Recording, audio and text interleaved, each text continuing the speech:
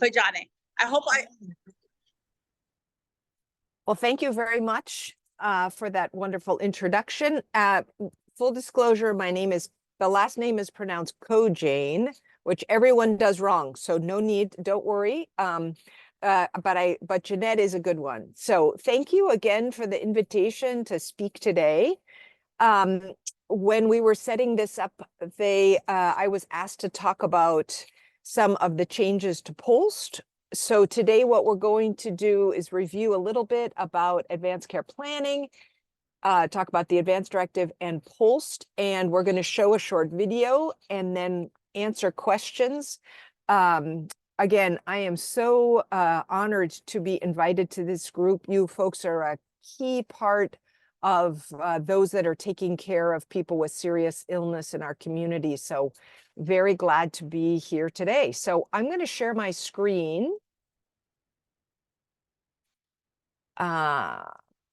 Okay. So I'm looking, you know how that is when you share a screen, you never quite know what you see. So can someone speak up and tell me if it's okay? Yes, we can see your screen. Okay, great. So as I mentioned, what I'm going to do is just do some updates about the Advanced Directive, and feel free to put questions in the chat, and we can make sure and cover those things. So first of all, I'd like to introduce Kukuamau. I know that some of you, I'm looking at Elsa, know who Kukuamau is, and I hope people are recognize that we are a long-time community benefit organization. We work statewide, but we're not a state agency. And actually, we began back in 1999. So at the moment, we are a membership organization, which means all kinds of different groups help contribute to keep our work going. So health plans, hospitals, hospices, long-term care. We have a couple of churches that are members, all sorts of different groups across the island that are supportive of the work. And I also want to say we have amazing, passionate volunteers that help us to do the work. A lot of people who in their work saw the value of what we do and then spend their free time helping us. So we like to start early, preventing crisis whenever possible. We see over and over again, which is like with us, with everything, we don't know what we don't know. So if we can start people early talking about advanced care planning, including what POLST is later on when people are sick, talking about what palliative care is, what hospice care is, how is it different from palliative care, and then grief and bereavement. So we like to think that we can help to support people along that journey. We try to put people who may be facing serious illness and their loved ones at the center of the work that we do. How can we help people to understand decisions that they may need to make and understand that as early as possible? The second thing we like to do is provide professionals with training and networking opportunities like we're doing today. So I hope that everyone gets the Kukuamau newsletter. Feel free to join our free newsletter. You can either send me a note or you can go on the website and sign up under quick links. And that tells you about the opportunities that we have for networking and training in our community. And the final thing we look at is systems change. We don't do a lot of legislation, thank goodness, because we don't see huge problems. But what we do like to do is work on policy. And I'm happy to answer questions about that. And actually, we started this presentation discussion months ago because we hoped that there was going to be an announcement about a new MedQuest program on palliative care. That benefit hasn't been approved yet, but if it does, we will be the first one in the country that's able to offer MedQuest members palliative care. So that is holistic care for people who are very sick. And I can imagine that that would be something you would be interested in. I can tell you, we are very interested in that. So when I talk about change the system, those sorts of policy changes, what do health plans pay for, what's available out in the community, those are things that we like to work on. So we really hope, and we hope looking at you folks, that you can be part of this. How can we help? How can we make these conversations the norm? How can we make these conversations happen early so that people, families, loved ones, our whole community can be having conversations early and not waiting until it's a crisis? So how do we help how do we have these conversations become the cultural norm? Hopefully folks are aware of Kokuamau materials. These are all free things that are available on our website, including materials in 11 different languages. And we just completed the Chukis translations as well. So I think people know about the Tagalog and Ilocano and Chinese things, but also in, so we also now have it in an 11th language. So I'm just going to briefly go over what an advanced directive does. Hopefully folks know this, but since we're going to talk about the POLST, it's important. So probably the most important thing in an advanced directive is naming the healthcare agent or the healthcare power of attorney.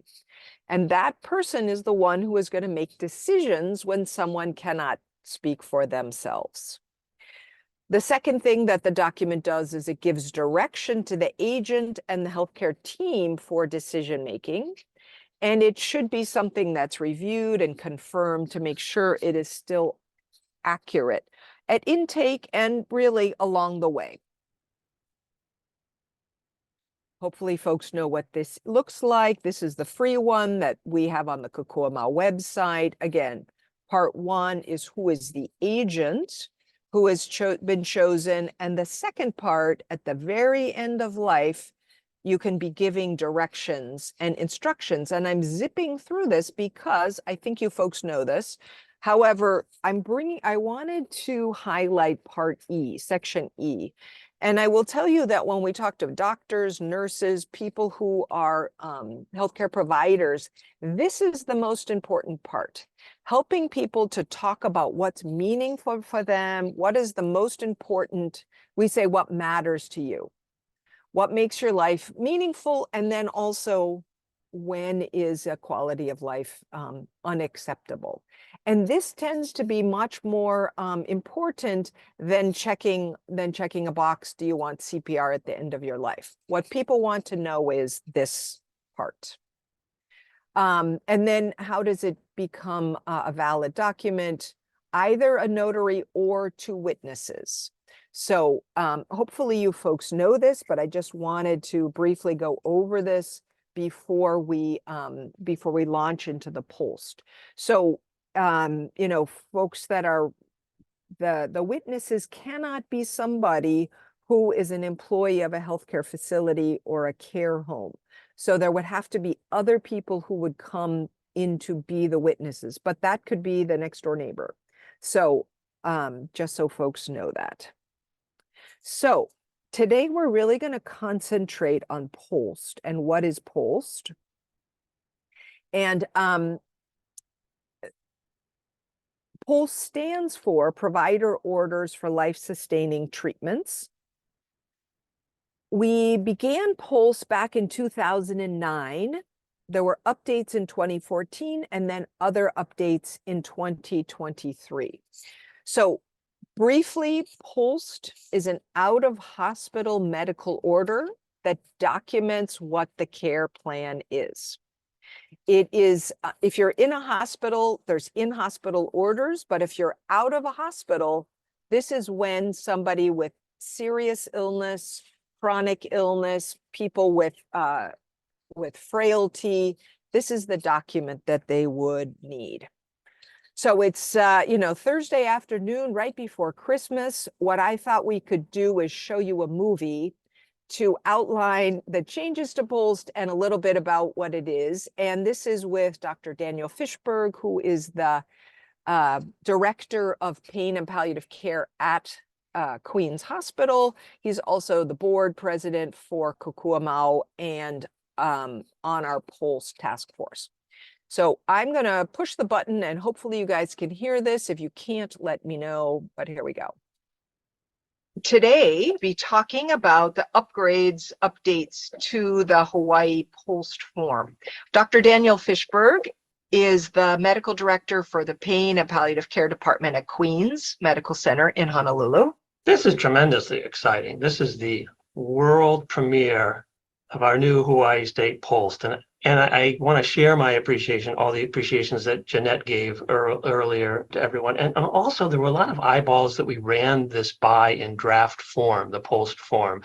And, different people across the health system, too many to name, but it was really, really helpful. The biggest thing it helped us with is when there were questions, it said, we got to make it simpler. We got to make it simpler. So among the upgrades to the form, we really hope we made it a little simpler and a little easier to understand. My portion of the program is to sort of talk about the POLST paradigm, remind us sort of POLST 101, who's it for, what's it supposed to do, what are some of the challenges we run into, and then I'm going to just very quickly go through what the updates on the new form are so we can point them out for those of you who haven't spent the last year working on the form. So this it is, here it is, ta-da. This is the new Hawaii POLST form. You just eyeball it. It may not look dramatically different to you, but I'll take some time to go through what some of the changes are. So just to remind you what the POLST form is supposed to do, it really allows individuals to choose in advance medical treatments they want to receive and also identify those they do not want to receive. And critically, it's designed to provide direction for first responders during an acute illness. One of the biggest sources of confusion, I think, around POLST is the difference between the POLST and Advanced Healthcare Directive, and they are two very different things. Advanced Healthcare Directive, we recommend it for everybody who has capacity that's over 18. Obviously, we know generally about a third of Americans do create an advanced healthcare directive, but generally the advanced directive is for everybody, all adults. The POLST is not. The POLST is really for a special population, generally the seriously ill, the medically frail, and of course, unfortunately, it can apply to pediatric patients as well. Okay. The Advanced Healthcare Directive is a very general document about your future treatment. Most people's directive says kind of the same thing that mine does. In the future, if I'm terminally ill with a short time to live, permanently unconscious, not expected to recover, or my doctors feel the burdens would exceed the benefits, then this is the philosophy of what I would want. And you check a box. Prolong life, focus on comfort, right? Very general, future-oriented, and it has to be triggered by something. That's not the POLST. The POLST are specific orders for current treatment. So I coined the term that the POLST, it's not your advanced directive, it's your now directive. And if you use that, you got to give me a nickel because I copyrighted. So the POLST is your now directive. That's shorthand. Just to remind you, if you put comfort measures on it, we're talking about now. It doesn't require a trigger like in the future, like an advanced healthcare directive. Okay, so very, very different, not future oriented, current. The Advanced Healthcare Director appoints your healthcare agent. It's the only way officially to appoint a healthcare agent. And for people who have lost capacity, they can't create an Advanced Healthcare Directive if it's a permanent loss of capacity, say in a dementing illness. Okay, but the POLST is not a way that you can assign an healthcare agent. Some people, we tried to fix that and clarify that on this version of the POLST, that the POLST cannot be used to appoint the agent, but it can be signed by the patient, the agent, or other legally authorized representatives. Okay. So I hope that table provides some clarity between the difference between the two. So who could benefit from the POLST? Again, it's not for everybody. We tend to think about it for folks with chronic progressive illness, the medically frail. Perhaps maybe somebody who just has a strongly held wish to avoid certain medical intensive treatments. Maybe they went through a really rough bout in the intensive care unit and they really thought about it and they're willing to go back to the hospital, but they don't want to be the intensive care unit, that kind of situation. And then the key one we often tell people to think about is the surprise question. If you wouldn't be surprised if this patient died in the next year, that might be somebody that's worth having a good discussion about what their treatment preference would be, and then possibly doing a POLST to try to have those treatment preferences honored. Signing a POLST, there are some legal requirements. This is straight out of Hawaii Revised Statutes 327K, which was recently updated to include physician assistants. So the POLST has to have two signatures on it. It's the patient or their legally authorized representative. So that could be their agent, could be their guardian, could be a surrogate. And it has to be signed by a provider, physician. The last time we updated this form, it was when APRN became a signatory on this. And now this POLST 3.0 is because physician assistants become signatory. And they have to be licensed in Hawaii. And 327K does stipulate that they have to have examined the patient. So just to remind you real quickly what the POLST sections are, Section A is real simple. That's when the person has no pulse and is not breathing. And that's basically do CPR or don't CPR. Reminder, another common error we find with the POLST, if you want CPR, you gotta choose full treatment in Section B. There's no such thing as doing CPR and comfort measures or doing CPR and doing limited or selective treatment, okay? And that's why it says there, right on the form, full treatment is required. Okay, and then not doing CPR, that's allowing a natural death. And that section really is only in effect when there's no pulse and no respirations. So Section B, that's the patient has a pulse or is breathing. For me, the full treatment, the shorthand for that is, yeah, I'll go back to the hospital and I'll take the life support in the ICU. Everything's on the table. Selective treatment, which is the new term, by the way, on the old form, it was called limited. That's one of the language changes is selective treatment. Yes, I'll go back to the hospital, but I really don't want to be on life support and I would like to avoid the intensive care unit. And comfort focused treatment, and that's a language change. Instead of comfort measures only, it's comfort focused treatment. Comfort really is my priority. Keep me comfortable, and I'd rather not go back to the hospital unless that's the only place you think you can get me comfortable. So that's my simplified way that sort of Ken, I think, explained it to me about thinking about those three. The sites of care kind of is how I think about it. So when do we think is the right time to have these discussions? Well, lots of different times, but we certainly think about, at a provider visit, with the doctor, with the APRN, with the PA, in the hospital at time of discharge. That's a quality measure my team has made. If we have a patient who has a code status other than full, we have made it a quality measure that we want to have a discussion with them about what they would like their code status to be when they return to the community. When someone's in the hospital and has a code status that's not full support, do not resuscitate, some version of that. I don't know that it's universally understood by the population that when people are discharged, they go back to being full code automatically. And every time they come back to the hospital, it doesn't default to their last code status. I think a reasonable person might think, well, I had that long discussion, I'm DNR, no vent, but I will take other treatments. At least they know that next time I go back to Queens. But of course, that's not fair because we really have to have that conversation fresh because things might have changed. So that's one important part about the POLST. We don't want to assume if someone's going back to the community that they want their code status to be what it last was. So it's a conversation about what they would want. So time of discharge is important. And a lot of people might do it in nursing home at time of admission, but just a reminder, it's not a requirement. POLST is a completely voluntary document. You can never require anybody to do a POLST, but it's a reasonable thing to perhaps consider at the time of nursing home admission. Okay, so I'm going to go through the old and the new, okay? For each of these slides, I've put the old version in the white and the new version in the green. And just to show you that we've added some language. Unfortunately, we did have to lose our beautiful logo up there because we needed the space. But we added some new language to explain, again, to clarify, it's not an advanced directive. POLST is a medical order. It's not an advanced directive, and it's not intended to replace that document. So that's some new language that's on the POLST. Section B I think I've told you already that we've made some language changes. Full treatment stays the same, but limited additional interventions has been changed to perhaps the more positive selective treatment, and comfort measures only has been changed to comfort focused treatment. But very importantly, we also changed the order. That's something that we took from colleagues on the mainland. A lot of just psychometrically, sometimes people tend to default to the first choice that's offered them.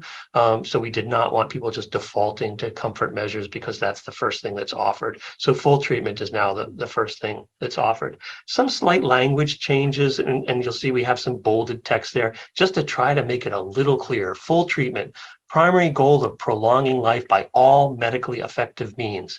In addition to treatment described in selective treatment and comfort-focused treatment, use intubation, advanced airway interventions, mechanical ventilations, and cardioversion as indicated, includes intensive care as needed. Okay. Selective treatment. Goal of treating medical conditions and restoring function while avoiding intensive care and resuscitation. Trying to really clarify the difference between those two. In addition to treatment described in comfort-focused treatment, use medical treatment, IV antibiotics and IV fluids as indicated. Do not intubate. May use non-invasive respiratory support. And then comfort-focused treatment, primary goal of maximizing comfort. Relieve pain and suffering with medication by any route as needed. Use oxygen, suctioning, and manual treatment of airway obstruction. Do not use treatments listed in full and selective treatment unless consistent with comfort goal. Request transfer to hospital only if comfort needs cannot be met in the current location. So again, just try to make that language a little clearer for people to interpret. And again, some changes in the terminology and the order. Section C, I just put it in here for inclusiveness. We made no changes there. Section D, very slight change. All we did was we prioritized the patient and the provider. So the patient and the legally authorized representative signature comes first now, and the provider signature comes down at the bottom. And of course, critically adding in physician assistants as signatory options. An update on the back of the form now. A couple of updates. So gender, we have now left it so that people could self-describe their gender. We're not forcing people to a binary choice of male, female. Because of that confusion about can you use the POLST to name your legally authorized representative, which you cannot. That's what that X is there for. We took that right off the form. You can see down at the bottom, and it only says that that's now the emergency contact. We also removed the address. I've always said I don't think we're sending too many telegrams from the emergency department. We really want to have their phone number. And so we replaced address with a relationship with a patient. A lot of people thought that would be a more helpful thing to have there. And then the final real change is also on the back under the instructions, just to remind people that the most recently completed valid POLST form supersedes all previously completed POLST forms, and this form does not expire. So those are the changes. And I thank you for your time and attention. I'm going to hand over.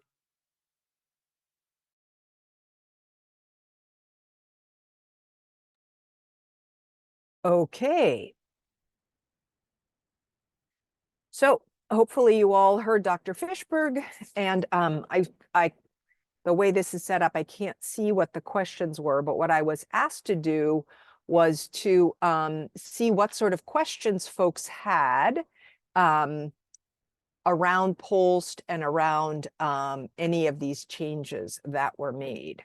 So are there any changes? Are there any questions that people have? Looking out at the world, I don't see anybody has put any changes. Here we go. How do you know if you are viewing the most updated version as a provider? Renate, excellent question. I will admit it is hard to do because we do not have a statewide POLST registry where you would be able to see, oh, this is this one and this one's a year old. So it does require some work on your part to make sure that the POLST that you have is the most recent one. So, make sure that the doctor or the nurse is, if there's a new POLST, ask, whoever the signer is, if the patient has capacity or if it's the legally authorized representative, the agent, then make sure that they're giving you the most recent POLST. But it is possible. So that's the best way to do it, because we don't have a registry situation. So a couple questions that came in. Really important to remember, the POLST that you currently use are still valid. You do not need to get new POLST on everybody. Some people have used it as an opportunity to have conversations with the family, have conversations with the patient, but no, the document that you have is valid. So you don't need to everybody got out and do another one. However, if you think that this could be a good opportunity to review the POLST, make sure that it's still in keeping with their wishes, this could be a good excuse to do that. If you see that someone needs a new POLST, the forms are still on the Kokuamau website on the professional side. And again, those POLST need to be conversation at the doctor's office. So the doctor's office can easily link to our website and download those POLST and print them out on the green paper. So again, those are not things that you necessarily need to do, but that is what the doctor does, that she or he would have those forms there. Okay, how often do we need to update the residence POLST? So important to remember, POLST does not expire. It's not that there's no time limit on that. I've had questions about this. It's not that you need to do a new one every year. No, you need a new POLST when the care plan changes. So one scenario, somebody has had to go to the hospital, they've had trouble breathing, they've come back to you. You can look at the POLST and to see, or have a conversation with the doctor, is something different in the POLST. It could be that there's no changes to the POLST. If something happens, like someone has a stroke, someone has a fall, especially someone would go into hospice care, it could be that then a new POLST is appropriate. And that process then begins. But there is, POLST do not expire. You don't have to redo it. But I really encourage people, I would say that, once a year on the birthday, check out the POLST, make sure that it's still appropriate. Again, if you could use this opportunity to just check, make sure all those POLSTs are appropriate that you have. Looking out at people, I'm assuming people have POLST for the people that they're taking care of. So that's, again, this is a really good opportunity to do that. The video that I just showed you, that is on the Kokuamau website. I think it's like 650 people have watched it already, so you can share the link with the family. I will say one thing you could help us with is that we want family to understand POLST, and it may be that the doctor has not taken time to do that. So if you could share this video with them, because sometimes the family gets upset because they don't understand what a POLST is. So if you could help by sharing this link with the family, that would be great. Can a family member override a POLST? The only people that can override a POLST, change a POLST, is the healthcare power of attorney. So just because a family is loud does not mean they can overturn a POLST. So if a family member is the healthcare power of attorney, then they can be overturning a POLST. So if we think about a scenario where the patient and the healthcare power of attorney has been discussing with the doctor what the care plan is, and everybody agrees, a POLST is completed, everybody's on the same page. If a family member then shows up and says, hey, that's not what we want, we're going to go to, move, and usually what it is go from selective treatments to full treatments, right? So the family has decided, no, we're going to try everything. Hopefully then the doctor can say, you know, we've had conversations. We talked with your mom understood this. You were part of this. Why are we making this change? If the family has never talked to the doctor, if the doctor's never really had in-depth conversation, you could see how maybe that conversation could happen. So everyone needs to be on the same page, honoring the wishes of the patient and having the family informed about this. And again, you know, most people didn't go to med school or nursing school. They may not understand about the treatments. And, you know, one of the things that I find all the time, people get a lot of their medical information from television. And as we all know, in television, for instance, CPR is like 85% effective. So if you were living in television, you would, if that was the real world, why wouldn't everybody have CPR? One of the questions we ask in our trainings, if you're 80 years old, what is the chance that someone will survive CPR and be back where they were? So if you were all out there, I could be asking you, but the answer is 3%. 3% versus 85% in television. So why would families be thinking that anything other than CPR is great? So again, I'm hoping you can all be part of our POLST education team, ask people to look at the videos and help them understand about this. So I'm going to go back to the question. Elsa, I've seen it where doctors check no CPR, but full treatment. As a matter of fact, that is fine. So you can imagine the scenario, someone has said no CPR, they've died in their sleep. So we're going to honor that. But then let's say we find them, the person is found, you come in the morning, they're having trouble, they can choose full treatment.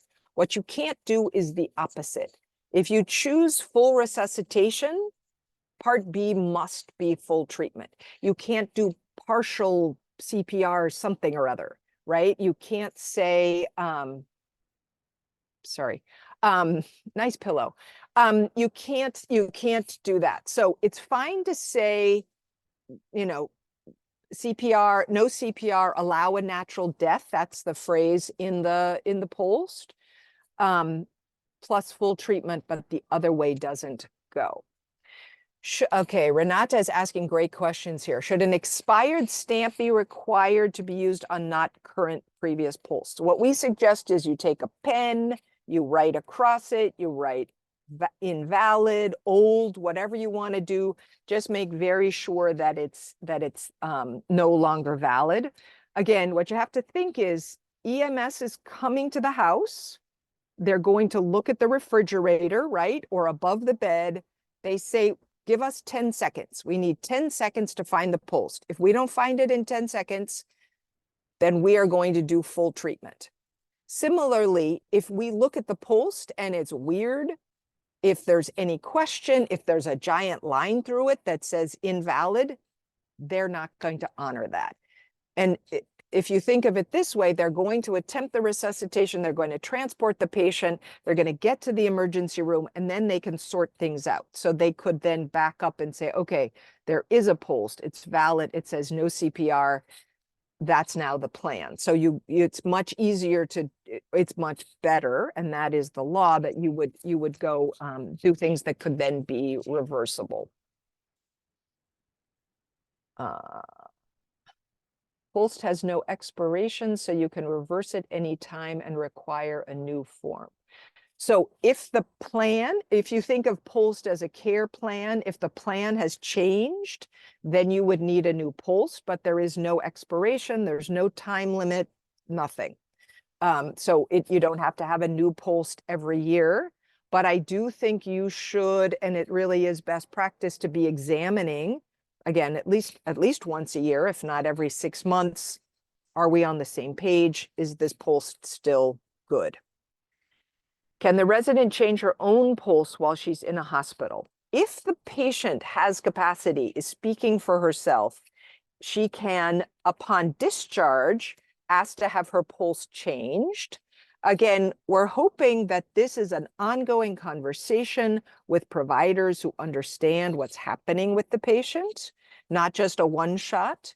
If the patient has capacity, then she can be making her own decisions and is signing her own form. So, but while she's in the hospital, she has in-hospital orders. When she's out of the hospital, then that is where the POLST kicks in. Dr. Fishberg mentioned, for instance, at Queens, that their best practice is if somebody has anything less than full treatment, full code, they try to begin the POLST conversation. We really emphasize that POLST is about the conversation and not just a form. Ongoing conversation about what the care plan is. So, Sarah, if the care home and or foster care home residents have a designated surrogate or healthcare power of attorney, should we be educating them about these POLST changes or the PCP? So the word there is and the PCP. So we want everybody to understand about the changes to POLST. First of all, what POLST is, what's the difference with an advanced directive, why is it important? We need, everybody involved with the person's care should be on the same page. And I think what we see over and over again when POLST is questioned or not honored or families upset, they don't know what it is. So if we can be educating people, that's really the best thing. And people get so tense and scared and upset and are tired. They want to make sure that they're taking care of their loved ones. And if they haven't seen a POLST, they haven't had an explanation, of course they're going to question. Any of us would. So again, welcome to Kukuamau's POLST Education Committee, because I need all of you to help us. We don't have a huge budget from the state that helps us explain about POLST. All of you are on the POLST Education Committee. So if you have opportunities where we can be sharing the links to this, educating PCPs, educating providers, we're always happy to do training for families, for providers, for doctors, nurses. That's what we want to do. So thank you, Sarah. We are very happy we really need this word to get out. Oh, good. I answered your question. Thank you. Okay. Good to know that you advocate the patient to have a POLST. So really, if you think about it, the physician who has that relationship, the provider that has that relationship, they should be the one signing it. You shouldn't get to a foster home and then say, oh, we need a POLST. Much better to be doing it early, have the conversations, all of that. That is much better. And I think that it's also important to say if there's a conversation that goes on, you can introduce the POLST, you can revisit, you can discuss, you give people a chance to answer questions. I find admission can be kind of a stressful time. If we can be talking about all these things ahead of time, it's so much better. Yes, and an advanced directive must involve the family. I don't know how many times people say, oh, I don't need an advanced directive, I have a husband, or oh, I don't need an advanced directive, my sister will do it. Wrong. We need people to understand this, that they do need that. So again, we have free materials on the Kukuamau website. We really want people to be informed about why this is important. Fortunately, all the Kukuamau materials are free. Attorneys try to charge you $400 an hour. We don't. So please send people to the Kukuamau website, use our materials. Most places do use our materials. And then again, the translations are connected to those. So we really want, we look to you also for help in getting the word out about why these documents are important. And helping people to understand that, that they really have the opportunity to talk about what matters to them, and perhaps most importantly, who matters. So if you can't speak for yourself, then who would speak for you? That's really the question with the advanced directive. And then again, the POLST is this out of hospital order that documents what the care plan is. And that is the only thing that EMS is going to honor. EMS cannot honor an advance directive because it is not a medical order. So if you think about it, hopefully everybody, again, hopefully everybody on the call has their own advance directive. There's a Christmas present for yourselves. But seriously, everyone should have their own advance directive. That isn't happening with the doctor. That's us thinking about who do I trust to make decisions, putting down what's important for me if I was at the very end of life. POLST, medical order signed by a physician, an advanced practice nurse, or a physician assistant. So that's a medical order that EMS can honor. They can't honor an advance directive because it is not a medical order. Okay. I wonder if there's any more questions. Can anybody see if I missed something? I really hope that you folks can help by getting the word out about why these documents are important. Get the, start things early. Please share this video because that would be, that would be great. And then I will say, if all of us in healthcare were to do our own advance directives and get our own family members to do them, we would be so much farther along. And so I challenge you guys to be thinking about doing your own advance directive. So remember, I just saved you $400 because you don't have to pay a lawyer. You can go to the Koijane website and you can do this. And you know how this works. If your family has had conversations, then hopefully you can be avoiding some of the stress that comes. Families getting together at Christmas, maybe now is a good time. And I will say one of the things I find very interesting is when I talk to people who are working, especially in Hawaii, a lot of people are caring for their parents at home. Be thinking about that. So if the question, does my mother need a POLST? She's only 102. Probably the answer is yes. So you guys are professionals. You understand about this. Help us out by thinking about your own family. And I also hope you'll help us out by thinking about other opportunities to be talking. One of the things we really like doing is talking to churches and temples. We did actually, for instance, a training with the Catholic Church right before the pandemic. And now we're getting set to do another set of talks with the Catholic Church, different folks around all the islands. But please invite us to come. We would love to talk. If your mother, has a group, if you're in part of a group, this is what we really like. Okay, so I missed a question. If the resident doesn't have a POLST or an advance directive, is that considered full code if EMS comes? Yes. So if there is no POLST, then that is a full code situation. So, and again, EMS cannot act on an advance directive. So what could happen is you could say, oh, here's the advance directive for the patient. That could be transported with the patient to the emergency room. And then in the emergency room, they will follow those medical procedures, but that is not, the advance directive can't be honored by EMS. So yes, good question. Without a POLST, full everything. Yes, so advanced healthcare directive, some young people, how people drive, but you could also get hit on the head by a surfboard. You might not be able to speak. Somebody may not be, they may not be dying, but they may not be able to speak for themselves. So an advance directive is really important. And as of 18, that's when you, everybody needs one. So people sending their kids off to college, as soon as they're 18, you don't see their records anymore. So it's important that we do this. And it's also important we do it when we're younger. So it's not just crisis at the end of life. Okay.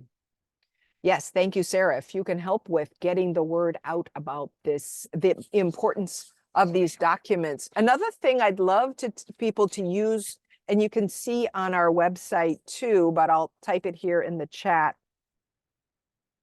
Has anybody used the Go Wish cards?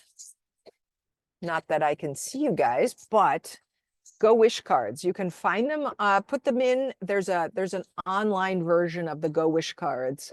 When people don't quite know what to say, how to start conversations, the Go Wish cards are very helpful. And we find they're really helpful too if people may not have English as their first language or their fifth language, or if they're beginning to be a bit confused. They're very simple statements, that when you're talking about what's important to you. So being clean, having a nurse that you trust, being in a safe place. Being at peace with God is actually usually the one people choose the most. Keeping your sense of humor, not being a burden to my family. I used these cards with my dad when I wasn't quite sure how to start the conversation. So I would encourage everybody. And if I was queen of the universe and had tons of money, I would buy all of you Go Wish cards. So there you go. If there is missing information on POLST, is it valid? Emma, that's a big question. So if in any of those blocks, nothing is signed, you assume full treatment. But if the doctor hasn't signed, doctor, nurse, physician assistant, if they haven't signed, it is not valid. If the patient has not signed and they still have capacity, it's not valid. I hate to say it, sometimes people mistakenly send me POLST in the mail. The guy that just sent me one, there's no signatures anywhere. It's not valid. So 2 parts to that. If there's, in any of the parts, if there's no, box checked, assume full treatment. But if there are no signatures, that is not a valid document. So that, for instance, would be a reason for EMS to not honor the POLST. So if EMS comes, they see on the fridge, oh, there's a POLST, but it's not signed, they're not able to honor that. They will do full code, and then again, we'll sort it out in the emergency room once they get there. So that's why it's really important. And I've seen POLST that people thought were done and they just weren't signed. Somehow it got missed, or there were lots of papers and paperwork going on and just forgot to sign that form. So you can also help by just even that checking for signatures. Is it important to have a POLST and an advance directive? So the t-shirt is, everyone needs an advance directive, not everyone needs a POLST. So as soon as you get to 18, we should be thinking ahead. I need to name an agent to speak for me if I can't speak for myself. And then, who have we chosen? Who are the agents? Who are people? And then, do they know what I want? A POLST is for people who have serious illness, who are very frail, have chronic disease, have a very serious illness. Dr. Fishberg mentioned the surprise question. Would you be surprised if they died in the next year or two? So at a certain age, we're not surprised anymore. And certainly when people are very sick and have lots of things going on, we're not surprised. So that is really then the time to be thinking about a POLST. It's important to say, if you have a POLST on the refrigerator, we suggest people to also have an advance directive with that you keep those 2 things together. So again, everybody needs an advance directive, which is why I was challenging all of you to have your own advance directive, but not everybody needs a POLST. And, I get that from people who are trying to do the right thing and follow through. Not everybody needs a POLST unless you have, severe frailty, advanced illness, chronic disease. You don't need a POLST. So there you go. Okay. I don't see any more questions.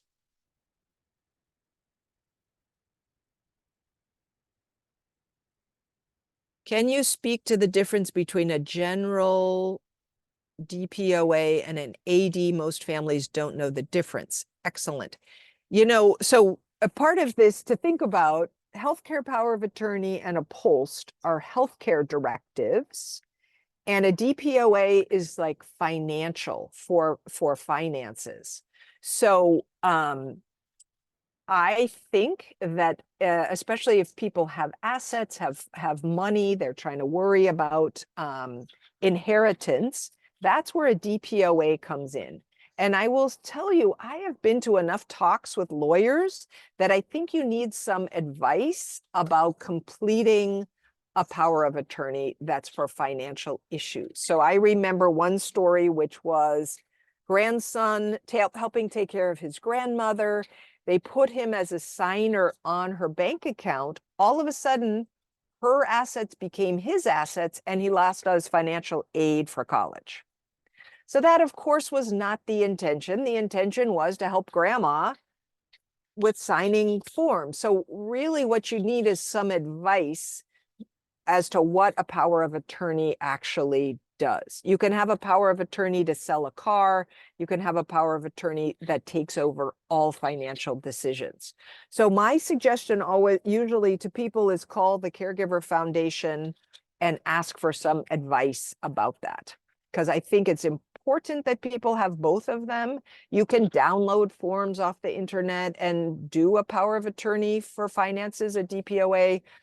Doesn't have to cost you tons of money, but I would ask for advice if people have assets, because it's not straightforward. Okay. When we transfer our patient to the hospital, do we send the original POLST? Okay, my suggestion is when people get a POLST, get like 10 copies of it. I am serious, because if you send it back to the hospital, you will never see that again. And if, for instance, so for, if people who are in a care home, they're probably staying there. But when we talk with people like, oh, mom's 1 week with us, 1 week with my sister. Okay, so you're transferring your mother. So you need a POLST in the car. You want a POLST in your purse. You want extra copies, and it could get lost. So you need to send a POLST with the patient, but they will take it and put it on the patient. So you need to get extra copies, make sure you take a picture, make a PDF out of it, get extra copies of the POLST, because yes, that is not you should assume that it will leave and then you won't get another copy. So make sure you have backup copies of the POLST. Out of curiosity, people were tattooing their code status on their body. Is this truly validated? You know what? No. Here's something, I can save you some work. Don't get a tattoo of this on your body, because it's not a signed form. Like, what are you going to do? Get two witnesses and have them tattoo their names on there too? No, I don't. And I'm a notary. I am not going to notarize your chest, man. So no, it's cute, but no. So I can save you that. And I know people did that and whatever, but it's not like, what is it? Maybe your first boyfriend's name was DNR. I don't know. Just thank you for ending the talk with humor. I really appreciate that, because no, just don't do that. This is a just say no situation. Wow, it's so great to have so many people out there. I love it. This is so wonderful. What a great Christmas present for me to see you all out here. I'm so glad. And I hope that you will think about Kukuamau as, a resource and all of that for you for moving forward. Oh, good heavens. Leticia has asked a huge question. Just to understand, euthanasia falls under comfort measures. Okay, first of all, no. Euthanasia means that a physician of a provider would help to hasten the death, to help to kill a patient. That is totally illegal in Hawaii. It is not possible. No, we do not do any euthanasia in Hawaii. So first question, perhaps you're talking about medical aid in dying or the Our Care, Our Choice Act. I encourage you can go to the Kukuamau website and read about that. That is it's called medical aid in dying, which there is a whole process that a person can go through if they would like to get medication. They've gotten a terminal illness and they would like to hasten their death.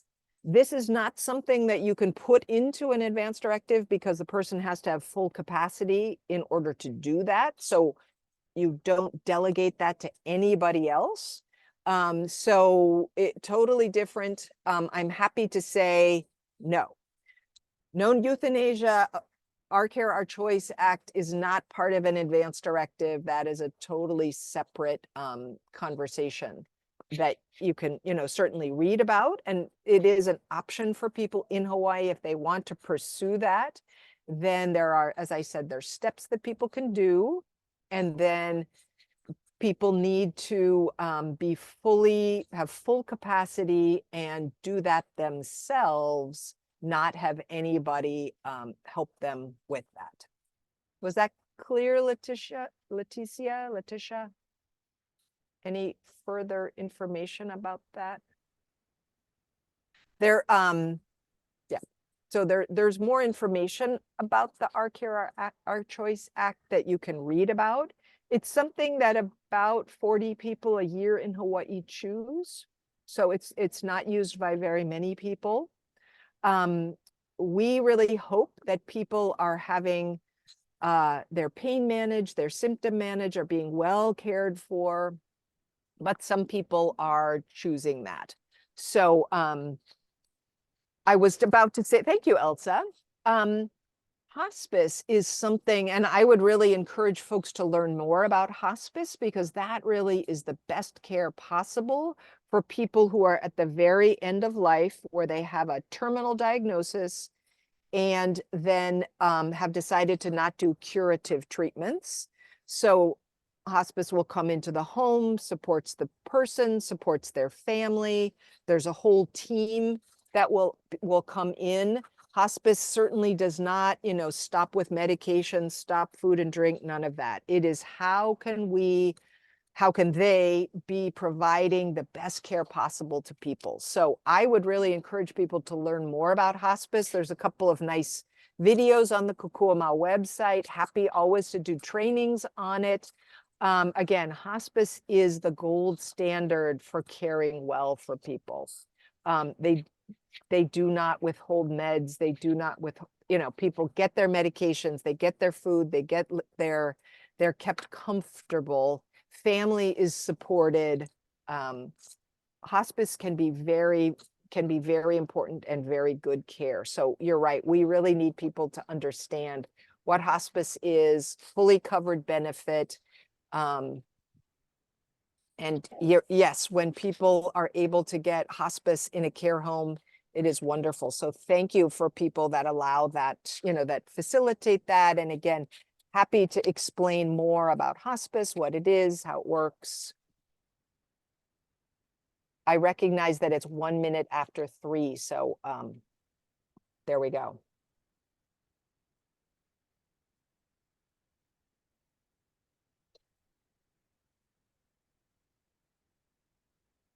Are you asking people to do this survey? Is that what's happening?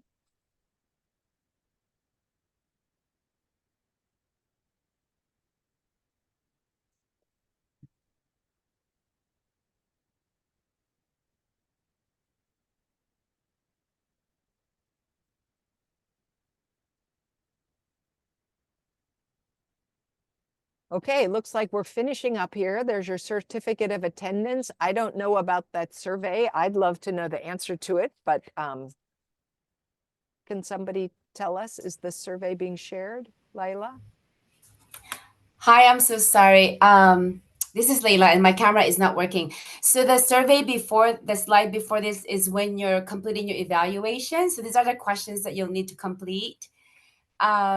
And so if you could go back to the next slide, please. So just remember to please. Leila,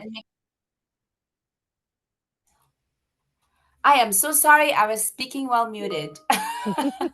Sorry about that. And my camera isn't working. So thank you. Yes, the slide before that was there were questions that you need to answer when you complete the evaluation, as part of the evaluation. And please ensure that we have your correct spelling of your name and email addresses so that you can receive, you'll be able to receive the certificate of attendance. And thank you so much for attending. And Jeannette, that was a beautiful presentation. I never get tired of attending POLST and Advanced Healthcare Directives meetings. So I know it's short. 1 hour is very short, but thank you very much. Very informative. I'm always learning, and it's a good refresher for me, and I'm sure for everyone else on this call. So I really, really appreciate your time, and thank you everyone for all that you do for all of our members, for all your clients, and have a happy holidays. Yeah, thank you again for inviting us to come, and please let us know if you have any questions. And really, thank you for all the amazing work you do caring for people in our community. You guys are amazing. Thank you. And